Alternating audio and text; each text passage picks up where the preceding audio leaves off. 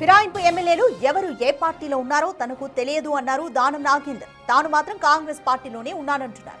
తాను ఏ పార్టీలో ఉంటే అది గెలుస్తుందని, జీహెచ్ఎంసీ ఎన్నికల్లో ఎంఐఎంతో కలిపి కాంగ్రెస్ 300 డివిజన్లలో గెలుస్తుంది అన్నారు దానం.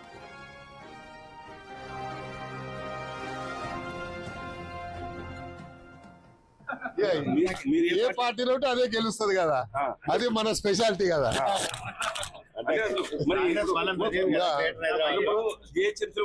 మీరే గెలవాలంటారు, ఏ పార్టీ గెలవాలి? పార్టీ పరంగా కాంగ్రెస్ గెలుస్తుంది కదా, ఇంకెవరు గెలుస్తే వేరే పార్టీ గెలుస్తుందా? ముఖ్యమంత్రి గారు ఇంత బడ్జెట్ ఇచ్చి ఇన్ని అభివృద్ధి చేసిన తర్వాత మళ్ళీ ఏ పార్టీ గెలుస్తుందని నువ్వు కిర్కాస్ మాటలు ఎందుకు? మీరు ఏ పార్టీ అంటే ఏం చెప్తారు?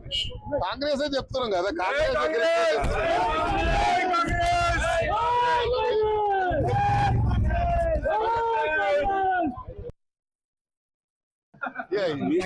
ఏ పార్టీలో ఉంటే అదే గెలుస్తుంది కదా, అది మన స్పెషాలిటీ కదా.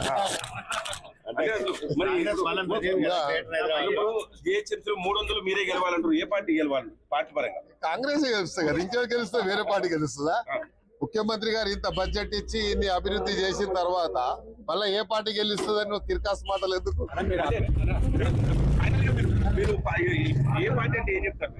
కాంగ్రెస్ చెప్తున్నాం కదా, కాంగ్రెస్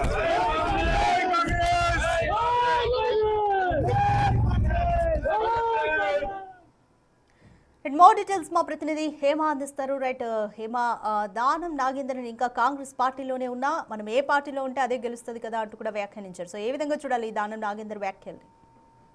మరోసారి Khairatabad MLA Danam Nagender hot comment చేశారు. ప్రధానంగా ఇప్పటికే ఏదైతే పార్టీ ఫిరాయింపులకి సంబంధించినటువంటి కేసు పెద్ద ఎత్తున సంచలనం రేపుతున్నటువంటి సమయంలో ఇప్పటికే 5 మంది ఫిరాయింపుల ఆరోపణలు ఎదుర్కొంటున్నటువంటి ఎమ్మెల్యేలకు స్పీకర్ ఏదైతే క్లీన్ చీట్ కూడా ఇచ్చారు. వాళ్ళంతా కూడా బీఆర్ఎస్ సంబంధించినటువంటి వాళ్ళ అంటూ కూడా వాళ్ళకి గుర్తింపు ఇచ్చారు. ఈ నేపథ్యంలోనే మరొక 5 మంది ఎమ్మెల్యేలకు సంబంధించి స్పీకర్ ఎలాంటి నిర్ణయం తీసుకోబోతున్నారు అంటూ కూడా పెద్ద ఎత్తున ఉత్కంఠ తీసుకొచ్చి అందులో ఇప్పటికే మరో 3 ఎమ్మెల్యేల విచారణ కంప్లీట్ అయింది. ఇక ఎవరైతే స్టేషన్ కర్పూర్ సంబంధించిన కడియం శ్రీహరి కూడా ఇప్పటికే రిప్లై ఇచ్చారు. కానీ దానం నాగేందర్ విషయానికి వస్తే దానం నాగేందర్ పైన ఇప్పటికే పార్టీ ఫిరాయింపుల పైన అనేక సార్లు ఆరోపణలు వచ్చాయి. వాటికి సంబంధించి స్పీకర్ ఛాంబర్ కూడా దానం నాగేందర్ కి నోటీసులు పంపింది. నోటీసులకు ఇప్పటి వరకు వివరణ కూడా ఇవ్వలేదు. వివరణ ఇవ్వడానికి నాకు కొంచెం సమయం కావాలి అంటూ కోరారు. ఈ లోపే ఒకవైపు సుప్రీంకోర్టులో పార్టీ ఫిరాయింపుల కేసు నడుస్తుంది, మరొక వైపు స్పీకర్ బ్యాక్ టు బ్యాక్ విచారణ జరిపి నిర్ణయాలు తీసుకున్నారు.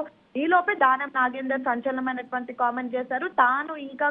తాను ప్రస్తుతం కాంగ్రెస్ పార్టీలో ఉన్నాను అంటూ కూడా ప్రస్తుతం సంచలనమైనటువంటి కామెంట్ చేశారు. ప్రస్తుతం ఇవి రాజకీయ వర్గాల్లో చర్చనీయాంశంగా మారాయి. ఎందుకంటే ఉన్న 10 మంది ఆరోపణలు ఎదుర్కొంటున్నటువంటి ఎమ్మెల్యేల్లో మిగతా 9 మంది కూడా తాము కాంగ్రెస్ పార్టీలో చేరలేదని, కేవలం ముఖ్యమంత్రి రేవంత్ రెడ్డిని కలిసింది నియోజకవర్గ అభివృద్ధి కార్యక్రమాల కోసం మాత్రమే, తాము బీఆర్ఎస్ పార్టీలోనే ఉన్నామంటూ చాలా బలంగా చాలా దృఢంగా తమ దగ్గర ఉన్నటువంటి ఏవైతే ఆధారాలతో సహా స్పీకర్ ముందు పెట్టారు. స్పీకర్ కు వివరణ ఇచ్చారు.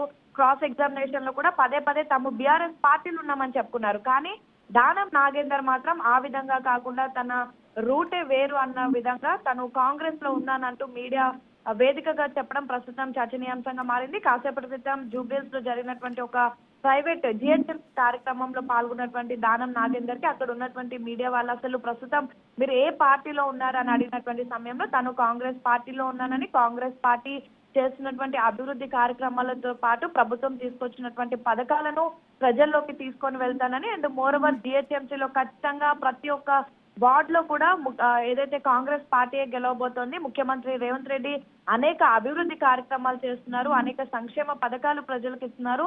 సో అవన్నీ కూడా రేపు జీహెచ్ఎంసీ ఎన్నికల్లో కాంగ్రెస్ పార్టీనే గెలిపిస్తాయని, అండ్ సేమ్ టైం తాను ఏ పార్టీలో ఉంటే ఆ పార్టీ ఖచ్చితంగా గెలుస్తుందని, ప్రస్తుతం తను కాంగ్రెస్ లో ఉన్నానని, అండ్ కాంగ్రెస్ పార్టీ గెలుస్తుంది అని మీడియా వేదికగా చెప్పడం ప్రస్తుతం సంచలనంగా మారాయి. రాధిక.